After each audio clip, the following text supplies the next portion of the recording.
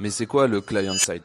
Quand il s'agit d'applications web interactives où l'utilisateur peut effectuer le moindre changement des données sans recharger la page, on viendra appeler les données côté client. Je vais te montrer les solutions qu'il existe sur la dernière version de Next.js 16 et on va commencer avec la balise suspense qui nous permet de passer les données fetch de la page dans un client component. Pour ça, tu as juste à déclarer la fonction où tu viens fetch ton backend dans une constante en haut de ta page et passer le JSON dans ton client component entouré de la balise suspense de React. Tu peux passer un skeleton dans le paramètre fallback de ta balise qui te permettra d'avoir une bonne expérience utilisateur en affichant directement le composant avec les données qui chargent. Et tu peux venir récupérer les données dans ton client component via une promise dans les props que tu balances dans la fonction use de React. Alors c'est super simple et efficace pour une page qui comporte seulement quelques composants. Mais quand tu vas vouloir créer un dashboard par exemple qui comporte plein de composants différents avec plusieurs cards, des graphes et de la donnée affichée partout, ça devient vite compliqué et bordélique de gérer les données en les passant par les props de tous tes différents composants. Pour ça, on va rajouter la fonction cache de React et wrapper notre fonction pour fetch notre backend avec celle-ci,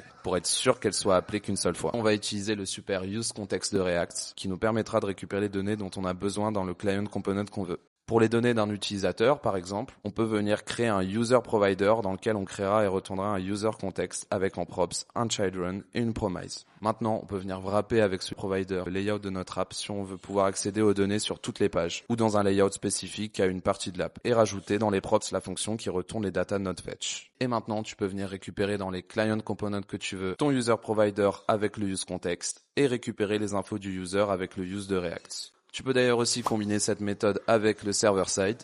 Pour ça, je t'invite à aller voir ma dernière vidéo sur le server-side de Next.js pour alléger le JavaScript qui s'exécute sur ta page et pouvoir utiliser à la fois la fonction de fetch côté server-side et client-side en l'exécutant qu'une seule fois. Et ça, c'est déjà plus optimisé.